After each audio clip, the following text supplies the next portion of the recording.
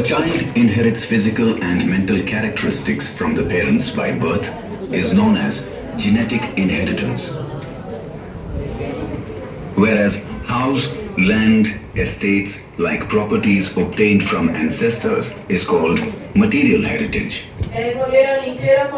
Similarly, whatever man obtains or creates with his intellect and skill is generally called cultural heritage. In the same manner, traditions, customs, rituals, and special types of lifestyle adopted by our ancestors is also known as cultural heritage. In addition, other matters like education, farming, trade, rules and regulations for daily life, festivals, entertainment, art and handicrafts, beliefs and skills are also included in cultural heritage.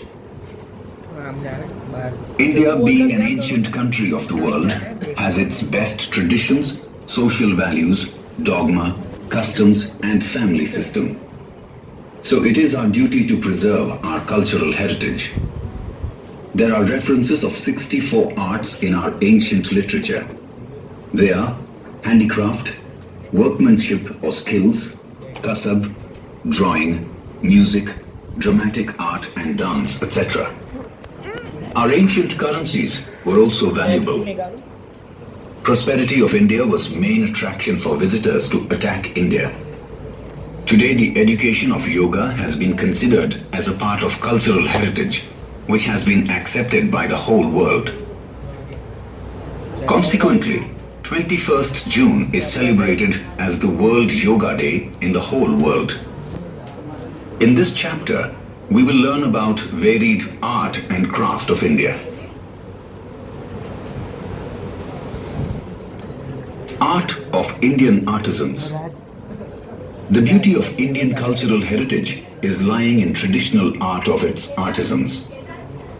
They have skillfully developed varied lifestyle of people through their remarkable art and handicraft industry. Weaving and embroidery, wooden art, clay work, metal work, painting, leather industry, enamel work, architecture, akik work, diamond-related artistic workmanship, sculpture, and knitting work have their unique identity in India. Art clay work. Man and clay have been closely associated since ancient time. The whole life of men revolves around it from the cradle to the grave. Before the invention of metal, clay things were used abundantly. Toys, pots, pitchers, earthen lamps, clay stove or chulha. Clay wares were made by the potters to store grains, milk, ghee, curd and buttermilk. Maximum kitchenwares were made up of clay. The walls of the houses, kubas or huts were plastered by the paste of cow dung and clay.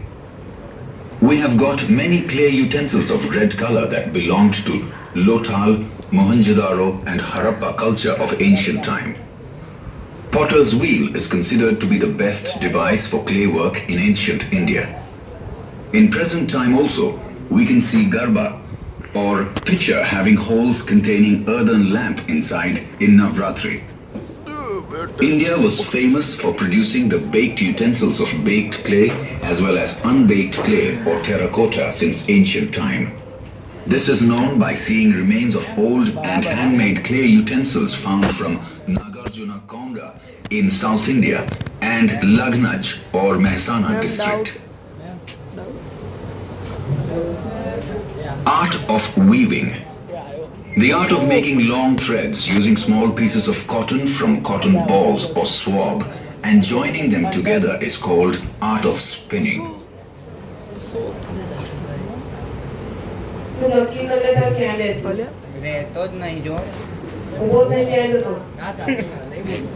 पूछता नहीं क्या बीच में हमें कोई भी disturbance किया ना निकाल दूंगी बाहर। Sorry ma'am. मुंह में ये चिंगम जो चढ़ा रहा है बात फूट गया। सबका ध्यान टेक्स्ट बुक में चाहिए। हम चैप्टर नंबर 2 पढ़ रहे हैं। मैंने तुझे यहाँ बैठे को नहीं बोला, इधर बोला। तीसरी बार बोला पढ़ रहा है मुझे।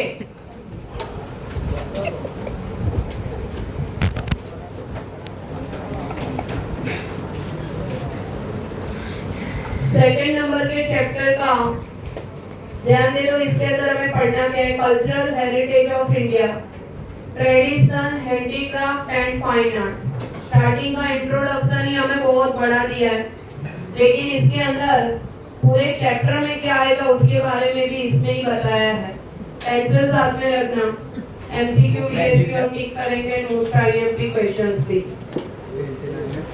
India is a country of rich cultural heritage, जो आपको और मेरे को दोनों को पता ही है। It includes materialistic and genetical heritage. Materialistic का मीनिंग क्या हो जाता है? जिसके अंदर मतलब नॉन लिविंग थिंग्स, कोई भी मेटल, कोई भी चीज आ गई। एंड जेनेटिकल हेरिटेज का मीनिंग क्या होगा? बताएगा कोई मुझे? हमारा तो कहाँ होता है? जैसे कि हम जो अभी लिविंग बीइंग्स है, हम सभी क्या है? Genetic heritage. A child inherits physical and mental characteristics from the parents by birth is known as genetic inheritance. Underline करो इसको।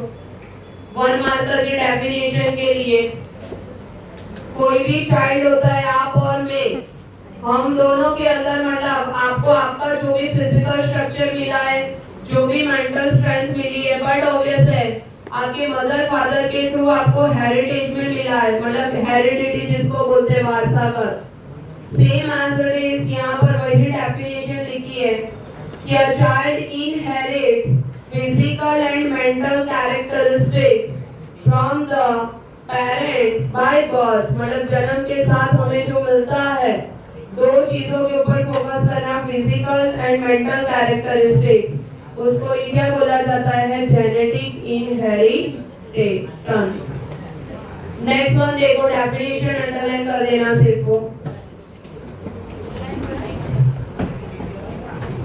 Whereas house, land, estate, life is obtained from ancestors is called material heritage। मानी हमारे बाप दादाओं के through हमें जो भी घर मिला है, जमीन मिली है, या कोई भी मतलब नॉन लिविंग थिंग्स मिलती है, वो सभी को क्या बोला जाता है? Material heritage. पता चला? पेरेंट्स के थ्रू हमें जन्म के साथ जो मिलता है उसको क्या बोला जाता है? Genetic inheritance. और जो मटेरियलिस्टिक मिलता है उसको क्या बोला जाता है? Material heritage. Similarly, wherever man obtain or create with his intellect and the skill is generally called cultural heritage। Underline करो इसको, ये लाइन को भी। क्या लिखा है यहाँ पर कि कोई भी इंसान क्या करता है? कुछ प्राप्त करता है या तो क्रिएट करता है with his intellect and skill, अपनी आवड़त के थ्रू जो चीज को वो जनरेट करता है उसको क्या बोलते हैं? Cultural heritage. In the same manner, traditions, customs, rituals, and especially type of lifestyle adopted by our ancestors is known as the cultural heritage। और हमारे पूर्वजों के द्वारा जो भी कस्टम्स या तो जो भी बातें या तो जो भी ट्रेडिशंस उन्होंने बनाई, उनको ही क्या बोला जाता है? कल्चरल हेरिटेज बोला जाता है। आगे देखो। In addition, other materials like education, farming, trade, rule and regulations for daily life, festivals, entertainment, art and handicrafts, beliefs and skills are also included in cultural heritage। अभी देखो ये पूरा जो पैराग्राफ है ना, एक्चुअली सो कल्चरल हेरिटेज का meaning ही क्या हो जाता है कि हमें जो भी चीजें वारसागत में मिली है, कि जिसके ऊपर हमें अभी तक कोई मेहनत करनी पड़ी नहीं है, फिर वो भले ही हमें हेरिडिटी के तौर पे हमारे मदर फादर से मिला हो, फिर भले ही वो हमारे एंसेस्टर्स के थ्रू नॉन लिविंग थिंग्स के रूप में मिला हो, या तो फिर हमारे समाज की तरफ से हमें जो भी कुछ मिला है वो सभी को क्या बोला जाता है? कल्चरल हेरिटेज बोला जाता है। India being an ancient country of the world has its best traditions, social values, dogma, customs and family system. So it is our duty to preserve our cultural heritage. और सालों से but obviously India को cultural country बोला जाता है और यहाँ पर हर एक चीजें मतलब अलग धर्म, अलग जाति के लोग, अलग languages, each and everything is present here. तो ये सभी को हम कम से कम प्रिजर्व करके भी रखें ना, वो भी हमारे लिए क्या है? इम्पोर्टेंट है। So it is our duty to preserve our cultural heritage. There are references of 64 arts in our ancient literature. Underline करो इसको। फिलहाल के अंदर पूछते हैं how many arts are there in our ancient literature? तो कितना आ जाएगा? 64। चलो next one.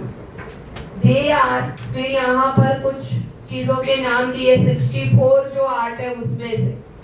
First one is the handicraft, second one is the workmanship, next one is the kasab, art, drawing, music, dramatic art and dance etc. Underline करना हो तो करना। 64 के तो नाम नहीं दिए हैं, लेकिन जो ज्यादा फेमस है उसके नाम हमें दिए हैं।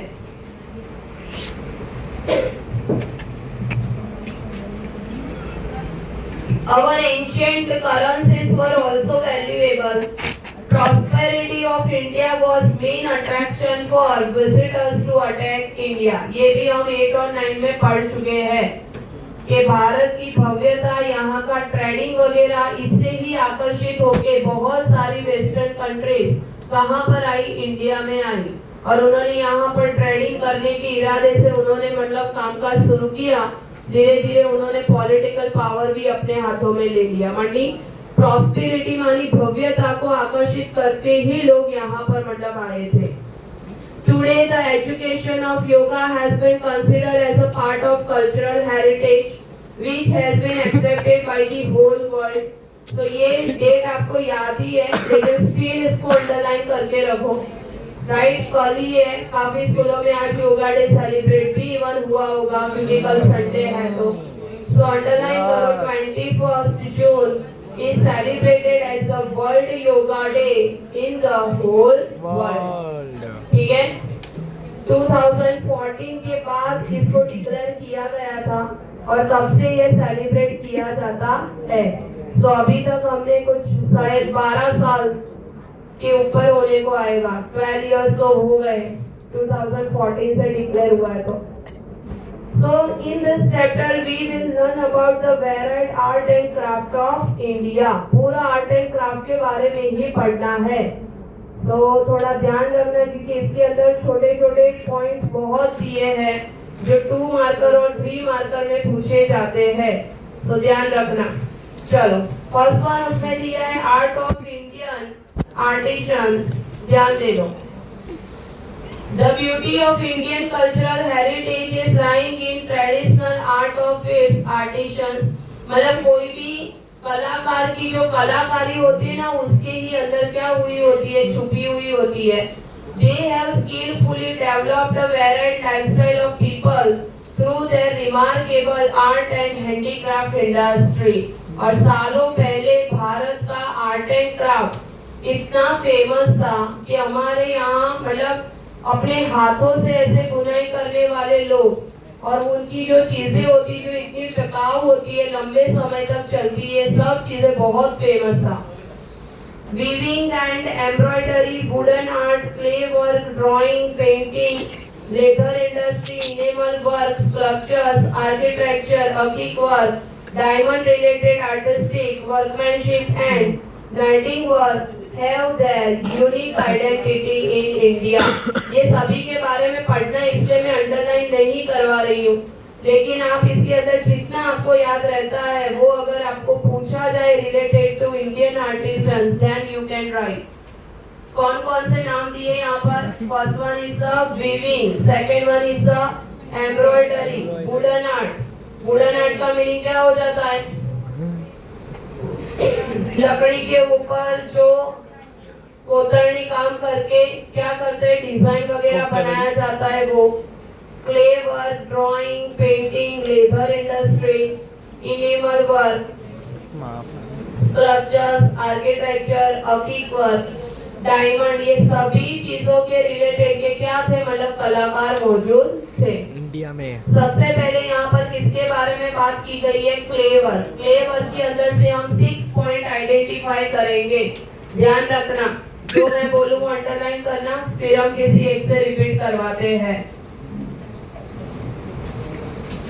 ध्यान दे दो। Man and clay have been closely associated since the ancient time, but obvious है इंसान का और माटी का जो मतलब एक संबंध है, रिलेशन है, वो सालों से चलता आ रहा है। The whole life of man revolves around it from the cradle to the grave. Cradle का मीनिंग क्या हो जाता है, छोटे बच्चों को सुलाने के रिलेटेड का जो घोड़िया टाइप आता है वो, और ग्रेव का मीनिंग क्या हो जाता है, जब इंसान मर जाता है तब। तो मतलब जैसे बोलते हैं ना कि इंसान का जन्म भी जो होता है ना, वो पंच महाभूत में से हुआ है, 5 चीजों में से, तो उसके अंदर क्ले है। सेम एज इट इज इंसान जब मर जाता है तब भी क्ले मानी सॉइल अपना पार्ट ले लेता है। तो बट वैसे क्ले मतलब बहुत नजदीक से एसोसिएटेड है, मतलब जुड़ा हुआ है इंसान की लाइफ के साथ। Before the invention of metal, clay things were used abundantly, मानी सालों पहले जब कोई भी मेटल का जब भी मतलब संशोधन नहीं किया गया था, तब इंसान ज्यादातर